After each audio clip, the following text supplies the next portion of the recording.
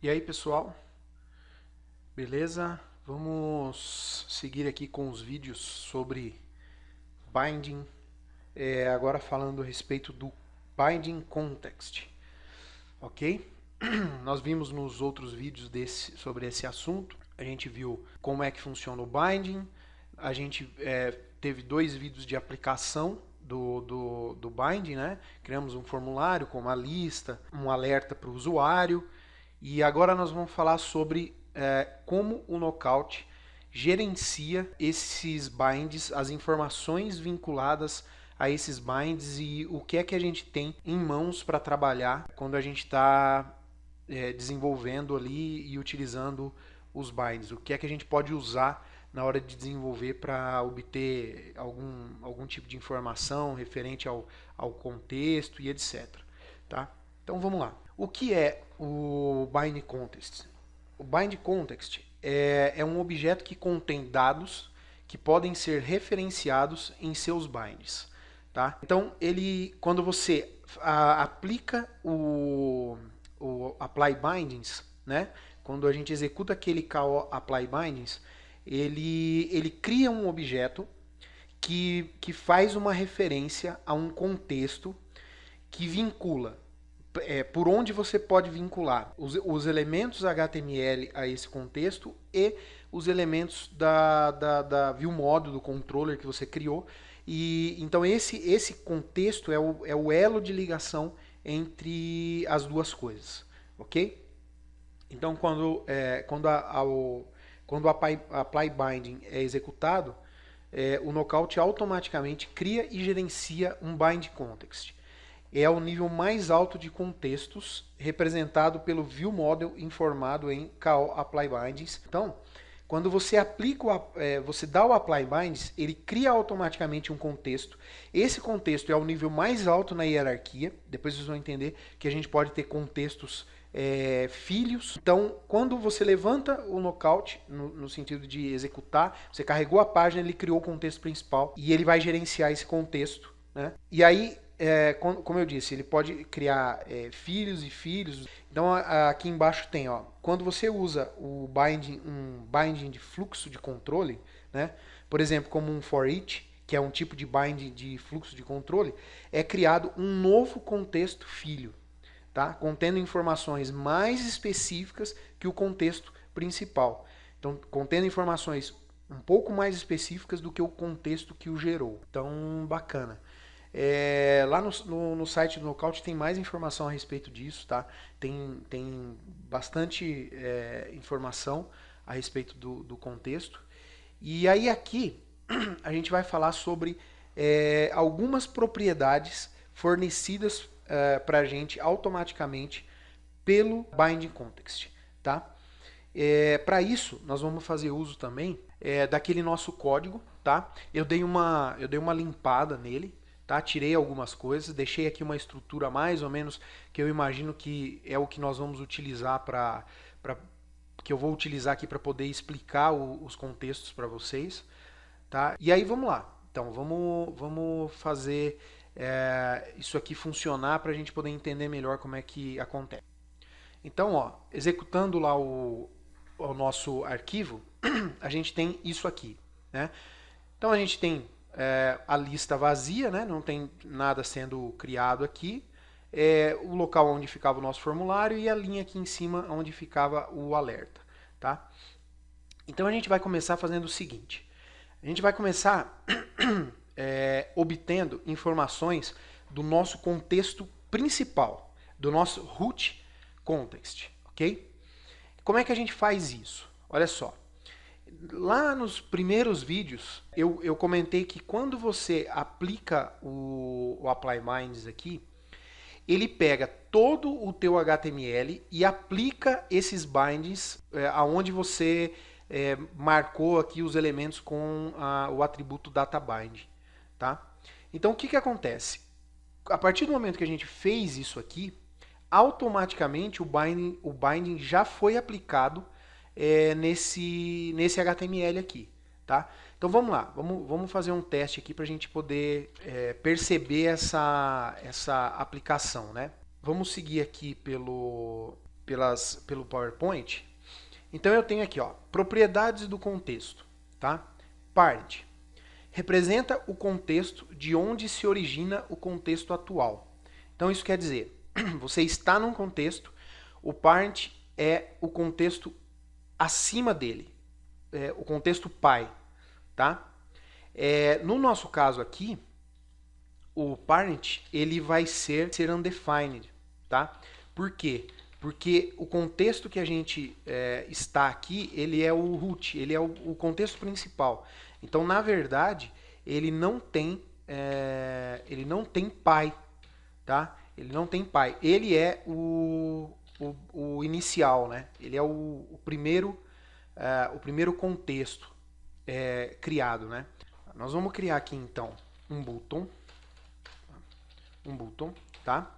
E a gente vai colocar uma ação nesse botão e nós vamos passar o parent desse contexto como parâmetro dessa função, tá? Nós vamos chamar essa função de viewParent, ok? ViewParent. E quem que nós vamos passar como parâmetro? Ó, parent. Legal? Então vamos lá. A gente vem aqui para o nosso contexto, para o nosso viewContext, nosso controller. Então, ó, viewParent é igual a function que recebe parent. E aí a gente vai fazer o seguinte, vamos printar isso no console, tá? Para a gente ver as informações que a gente consegue enxergar através dele. Então vamos lá. Ó, viewParent, tá? Vamos abrir o console aqui. Ó, veja só. Quando a gente tentou atribuir aqui o parent na passagem do parâmetro, ele já disse que parent não é definido, tá? Ó, parent is not defined, ok? Mas, por exemplo, se a gente passasse uma outra propriedade, nós vamos ver mais à frente, o data, aí a gente tem essa informação. Ó, quem é o data? O data é a nossa classe viewModel, tá? Que tem uma função, um construtor. Então, já começa por aí. Como eu tinha dito, a gente não tem a gente não tem o parent nesse nível, porque esse contexto já é o nível mais alto, é o primeiro contexto criado pelo Knockout. Só para título de informação, percebam que quando a gente executa a página, ela já executa a função lá embaixo, tá vendo? Ó? Aqui já está aparecendo o nosso viewModel. Se eu clicar de novo, ele vai mostrar de novo. Tá? Isso acontece porque quando a gente declara a chamada dessa forma, ele automaticamente já executa a function, tá? Mas nem isso, na grande maioria das vezes, não é o comportamento que a gente espera. Então, para resolver isso, a gente pode fazer o seguinte, a gente pode chamar uma function mais externa, tá? Ó, e executar e fazer a chamada da nossa function da viewModel aqui dentro, tá? Então, olha lá, agora ele não executou. Quando eu clicar, ele vai executar, tá? Só a título de conhecimento aí. Legal? Então tá. Então a gente já viu que parent nesse caso não existe, tá?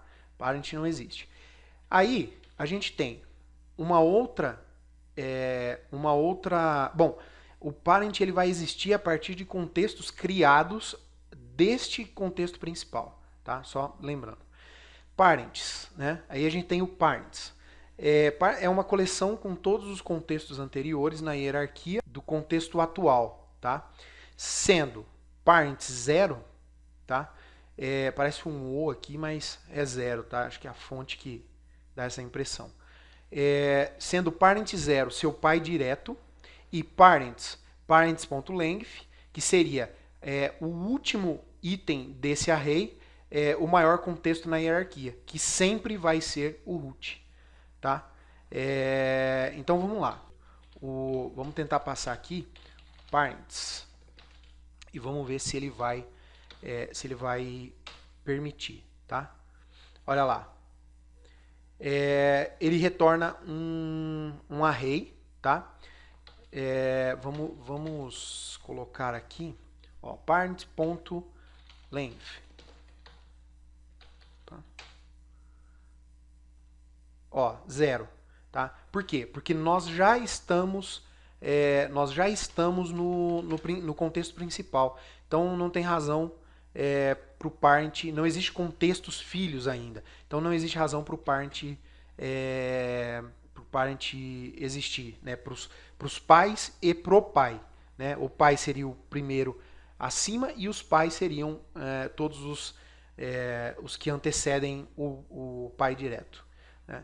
Então tá. Então vamos fazer o seguinte. Vamos deixar aqui por enquanto. Vamos colocar aqui ele retornando o data, que nós já vamos falar já dele. E vamos fazer o seguinte, ó. Self.prop a é igual ko.observable. Vou criar uma propriedade a, tá? Só para a gente fazer uma comparação, tá? Então veja só, eu vou colocar aqui, ó, prop a do contexto principal, ok?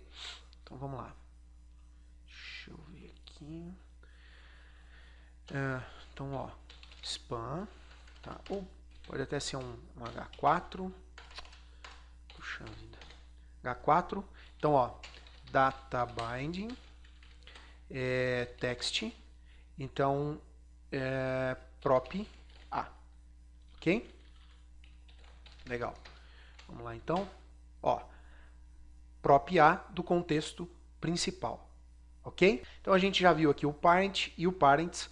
Nós vamos voltar aqui de novo quando a gente estiver trabalhando com contextos criados a partir do principal, que vai ser já, tá? Mas vamos passar aqui por todas as propriedades enquanto a gente ainda tem apenas o contexto principal. Então, ó, root, tá? Representa o contexto principal na mais alta posição da hierarquia. É o objeto passado para ko apply bindings, ok? Então, olha só. Tanto faz você acessar, por exemplo, de um contexto filho, parents.length, tá? Ou $root, ele vai ser o mesmo objeto, tá? Vai ser a informação, o objeto passado retornado vai ser o mesmo, tá? E data, $data, representa o contexto corrente, tá? O contexto que você está trabalhando no momento, tá? Então, quando a gente passou na função aqui o data, a gente obteve o viewModel, que é a classe que nós criamos aqui, certo? Por quê? Porque data é o contexto corrente. Nesta situação que nós nos encontramos agora, data e root são a mesma coisa, tá? Vamos lá fazer um teste. Ó, por quê? Porque eu não tenho contexto principal, tá? Eu já estou no contexto principal. Então, se eu retornar data como está agora, ó, eu tenho isso. E se eu retornar root, olha lá, eu tenho a mesma coisa, tá? Porém, se você está dentro de um contexto filho, então data representa o contexto mais específico e root representa o primeiro contexto da hierarquia, tá?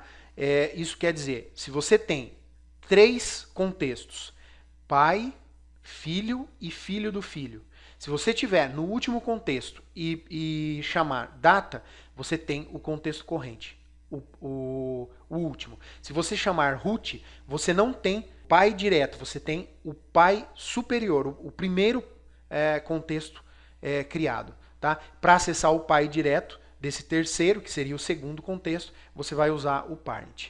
Tá? E aí a gente vai ver isso agora na prática. Tá? Então vamos lá. Bom, o que eu vou fazer aqui agora? Eu vou criar uma propriedade aqui dentro do contexto principal que vai chamar context2. E ele vai ser um ko.observable que vai ter um objeto, tá? que também vai ter uma propriedade chamada prop A, que vai ser um KO observable também, tá? KO observable também, só que neste caso ele vai ser a prop A do contexto filho. Ok? Do contexto filho. Então tá. Então, como é que eu posso acessar essa informação? Tá? Quando eu apliquei o binding, ele já executou o contexto principal. Então eu posso fazer o seguinte, por exemplo, aqui eu estou mostrando o contexto, a prop A do contexto principal. Mas e se eu quiser acessar a prop A do contexto filho? Então eu vou fazer o seguinte, context2, tá? Ponto prop A. Ok? Então olha só, eu tenho aqui o data, que é o contexto principal, tá? Que já está implícito aqui no meu HTML, tá? Ponto context2, que é a propriedade que eu criei para adicionar um novo contexto, tá? Uma nova informação, que neste momento ele ainda não está como um outro contexto, ele está apenas como uma propriedade com outras propriedades, né? Um tipo normal, um objeto normal, tá? E aí, ponto prop A, tá? E aí a gente vai ver o seguinte, ó. Prop A do contexto principal e prop A do contexto filho, ok? Porém, se eu fizer isto aqui, ó, with, e fizer context2, eu digo para esse componente, eu digo para o knockout que a partir de agora, tudo que eu tiver dentro do meu H4, o data dele não é mais o contexto principal. Eu digo para ele criar um contexto filho aqui para mim, específico com as propriedades de context2. Tá? Então vamos lá, ó. Spam. Aí eu vou fazer o quê? Data binding. Text. Então olha só, antes eu fiz context2 ponto prop A, certo? Agora, o meu contexto principal dentro do H4 já é o context2. Então eu posso eliminar eu posso tirar essa declaração. E aí eu vou ter o mesmo funcionamento. Tá? Então, ó, prop A do contexto principal, prop A do contexto filho. Porém, olha só. Se eu copiar esse botão aqui dentro e disser view, vamos chamar ele agora de view context, tá? Ó, view context e view context, tá? Então eu vou até colocar assim, ó, view context root e vou colocar aqui view context child, ok? Então olha só, eu estou aqui chamando a mesma função, tá? Porém passando o data de um contexto e o data do outro contexto. Uma coisa importante aqui é que a gente precisa obter essa função do nosso contexto principal, tá? Então olha só, se a gente executar aqui agora, ele vai dizer que o viewParent não existe, porque no contexto dentro de context2 aqui não existe função viewParent. ViewParent ela faz parte do contexto principal. Então para a gente acessar ela, a gente tem que chamar quem? Como é que a gente pode fazer? Ou a gente pode fazer, e agora nós vamos utilizar aqui, ó, o root, tá? Ó, root viewParent data, tá? Vamos lá. Olha só, eu vou dar um viewContextChild aqui, e o que ele me trouxe? Ó, um object com um prop A, certo? Exatamente o que a gente tem aqui, ó. Tá? Então agora o contexto dele é esse objeto aqui. O contexto do H4 aqui é aquele objeto. E aí se a gente fizer o parent? Agora a gente poderia usar o parent. Por quê? Porque esse contexto é filho do contexto principal. E a gente tem que receber o mesmo objeto como resposta. Tá? Então, olha lá. Object, ó, prop A. Ok? Então, bacana. Ó, agora, então aqui a gente já viu, ó, parent tá chamando o contexto acima desse contexto que a gente declarou aqui, tá? Então, por exemplo, eu vou fazer o seguinte, eu vou colocar essa informação aqui para ficar bem visível aqui. Eu vou colocar essa informação dentro desta coluna aqui, tá? Ó, que aí ela vai ficar ali na lateral e a gente vai fazer o seguinte. Eu vou colocar aqui um H3, tá? E vou escrever aqui, ó, opa, H3, context child, ok? Vamos lá. Ó, o contexto principal, tá? E o contexto filho, né? Então, ó, view root, view model, child, contexto filho, object, ok? Então, aqui a gente viu mais um tipo de binding, o if, que ele cria, tá? Você define pro lookout para que ele crie um contexto mais específico, ok? Então, para não ficar muito comprido o vídeo, vou finalizar por aqui, tá? Nós passamos pela primeira parte aí do contexto e eu vou gravar um outro vídeo a respeito agora do contexto criado quando a gente utiliza o for each, ok? Então legal, até o próximo vídeo.